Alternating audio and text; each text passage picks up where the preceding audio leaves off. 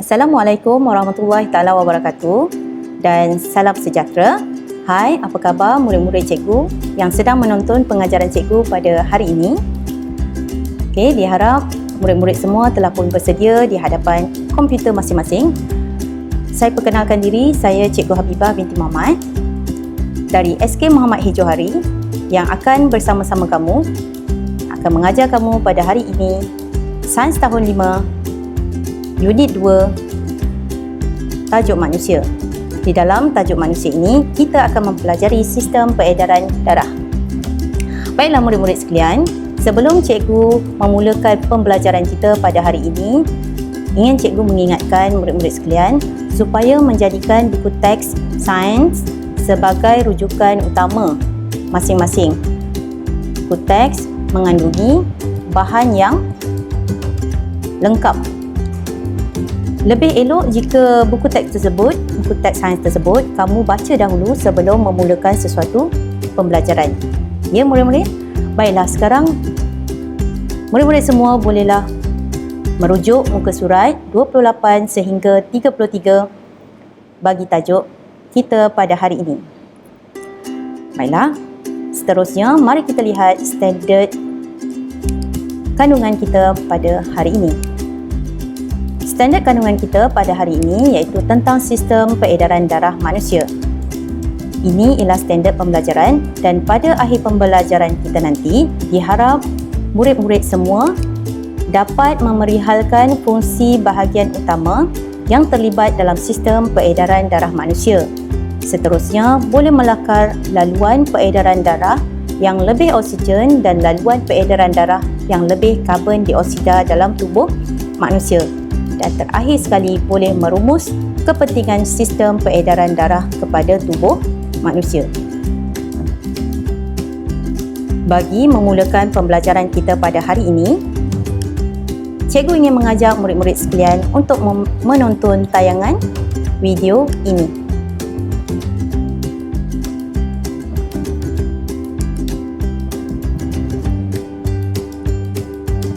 Mari kita lihat sama-sama tayangan ini. Sila perhatikan, di dalam tayangan ini terdapat banyak kenderaan di atas jalan raya, bergerak di atas jalan raya dalam laluan masing-masing secara sistematik, iaitu ada yang bergerak ke arah utara dan ada yang bergerak ke arah selatan.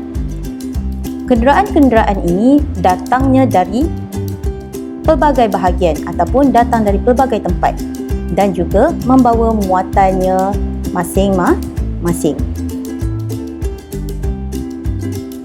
Oleh itu murid-murid, situasi ini boleh kita gunakan bagi menggambarkan pergerakan darah dalam tubuh kita kerana darah yang bergerak dalam tubuh kita juga mempunyai satu sistem yang tertentu yang dipanggil sistem peredaran darah.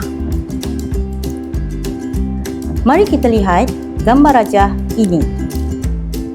Dalam gambar rajah yang cikgu pamerkan ini, jelas menunjukkan darah kita bergerak dari satu bahagian ke bahagian yang lain, meliputi seluruh bahagian tubuh kita. Jadi, adakah sistem peredaran darah ini penting? Sistem peredaran darah penting kerana sistem ini mengangkut oksigen, nutrien, air dan bahan umum ke dalam badan kita. Terdapat bahagian-bahagian yang utama penting dalam peredaran darah kita, iaitu terdapat 4 bahagian utama dalam sistem peredaran darah manusia, iaitu mari cikgu kenalkan. Yang pertama iaitu jantung, kedua peparu, ketiga salur darah dan yang keempat darah. Keempat-empat bahagian ini sangat penting dalam sistem peredaran darah. Murid-murid sekalian, sila lihat gambar ini. Apakah organ ini? Ya, ini ialah jantung kita. di manakah terletaknya jantung manusia? Cara mudahnya, cikgu boleh tunjukkan dengan membuat genggaman tangan kanan dan meletakkan di dada kiri. Kamu, di situlah terletaknya jantung kita, di mana jantung kita terletak berhampiran peparu kiri di dalam tulang rusuk. Murid-murid sekalian, jantung kita ini sentiasa berdegup. Mengapa jantung kita berdegup? Kerana sedang mengepam darah keluar dan masuk ke dalam jantung. Untuk pengetahuan semua, jantung kita sebenarnya terbahagi kepada dua bahagian, iaitu kiri dan juga bahagian kanan. Bahagian kiri akan mengepam darah lebih oksigen ke seluruh tubuh kita, manakala bahagian kanan mengepam darah lebih karbon dioksida ke peparu kita. Daripada penerangan cikgu ini jelas menunjukkan jantung berfungsi sebagai organ yang mengepam darah ke peparu dan ke seluruh bahagian tubuh. Murid-murid sekalian, mari kita saksikan bagaimana jantung kita mengepam darah. Mengepam darah keluar dan masuk ke dalam jantung. Ini ialah jantung kita. Jantung kita akan sentiasa mengepam darah masuk dan mengepam darah keluar dari jantung. Seperti yang kita tahu, darah yang lebih oksigen dan juga darah yang lebih karbon dioksida. Mari kita lihat jantung ini. Darah yang lebih karbon dioksida akan dipam masuk ke dalam jantung sebelah kanan dan akan dipam keluar ke peparu untuk disingkirkan sebagai bahan kumuh. Manakala darah yang lebih oksigen pula akan dipam masuk di sebelah kiri dan dihantar ke seluruh badan untuk keperluan badan kita.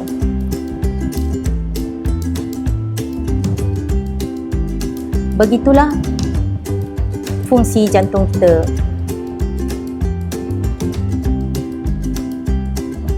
Seterusnya, mari kita lihat bahagian utama badan yang terlibat dalam sistem peredaran darah yang seterusnya, iaitu salur darah. Dalam badan kita terdapat terlalu banyak salur darah. Apakah fungsi salur darah?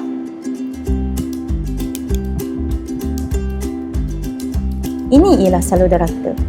Apakah fungsi salur darah? Salur darah ialah tiub laluan untuk darah mengalir dan mengangkut darah ke seluruh bahagian tubuh. Jadi, cuba kamu ramalkan apa yang berlaku sekiranya tiada salur darah dalam tubuh kita. Ya, sudah pastilah darah tidak dapat diangkut ke seluruh bahagian badan. Darah tidak dapat sepenuhnya menghantar oksigen, nutrien dan karbon dioksida ke seluruh badan. Seterusnya, bahagian utama yang seterusnya iaitu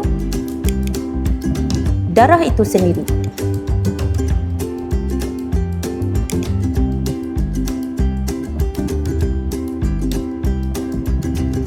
Darah ialah cecair yang mengalir melalui rangkaian salur darah ke seluruh tubuh kita. Darah kita mengangkut oksigen, nutrien, air dan juga bahan kumuh dalam badan kita. Dan bahagian utama yang terakhir sekali dalam sistem peredaran badan kita iaitu ini, peparu.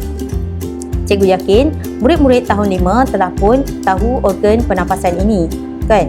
Kerana kamu telah mempelajari seterusnya dalam tajuk sistem pernafasan ketika berada dalam tahun 4. Okey.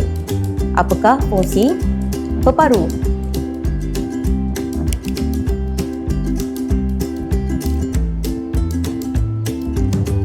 Peparu ialah organ tempat pertukaran antara gas oksigen dan gas karbon dioksida.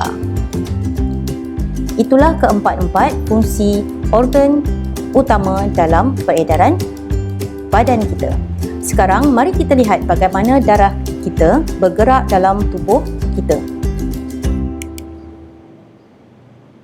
Murid-murid sekalian, anda boleh perhatikan gambar rajah kitaran laluan peredaran darah dalam tubuh yang cikgu tayangkan ini. Bermula daripada peparu. Ketika kita bernafas, gas oksigen akan masuk ke dalam peparu kita dan gas oksigen tersebut akan diserap masuk ke dalam darah.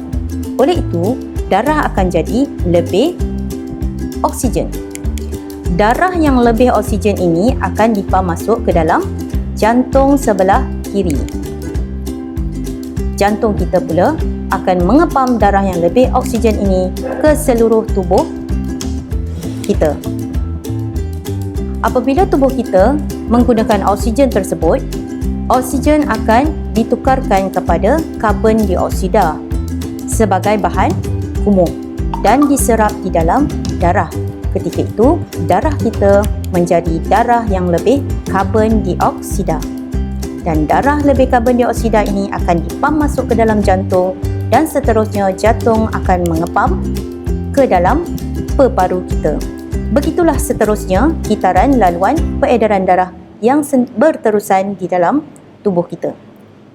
Jadi murid-murid, cikgu harap penerangan cikgu berkaitan kitaran laluan peredaran darah ini jelas. Murid-murid boleh perhatikan gambar rajah ini sekali lagi. Bermula dari peparu, gas oksigen diserap ke dalam darah dan darah menjadi lebih oksigen dipam masuk ke dalam jantung dan kemudian jantung akan mengepam darah beroksigen ini ke seluruh bahagian tubuh manusia. Tubuh manusia akan menggunakan oksigen tersebut dan oksigen akan ditukarkan kepada karbon dioksida dan gas karbon dioksida tersebut diserap di dalam darah dan seterusnya dipam masuk ke jantung dan disingkirkan masuk ke dalam peparu sebagai bahan kumuh untuk disingkirkan ketika kita bernafas. Baiklah murid-murid, setelah pengulangan semula tentang kitaran laluan peredaran darah ini, murid-murid bolehlah melakukan aktiviti seperti yang ada di dalam buku teks sains murid-murid. Aktiviti ria, murid-murid boleh melakar laluan peredaran darah dengan menggunakan alat dan bahan yang tersebut dan membina satu kitaran laluan peredaran darah. Ingin cikgu ingatkan, ketika kamu membina lakaran tersebut, laluan peredaran darah yang berwarna biru adalah untuk darah yang lebih karbon dioksida dan laluan yang berwarna merah adalah untuk lebih oksigen. Ya. Okey, selamat mencuba untuk melakar laluan peredaran darah masing-masing. Baiklah, bagi mengakhiri pembelajaran kita, kita buat satu rumusan. Mengapa sistem peredaran darah penting kepada tubuh manusia? Iaitu, pertama, untuk mengangkut oksigen, nutrien dan air ke dalam tubuh, dan yang kedua, untuk mengangkut karbon dioksida dan bahan kumuh lain untuk disingkirkan dari badan. Sampai di sini saja pembelajaran kita dalam tajuk sistem peredaran darah. Cikgu harap murid-murid sekalian jelas dengan penerangan cikgu dan mendapat ilmu yang manfaat. Sekian saja. Assalamualaikum.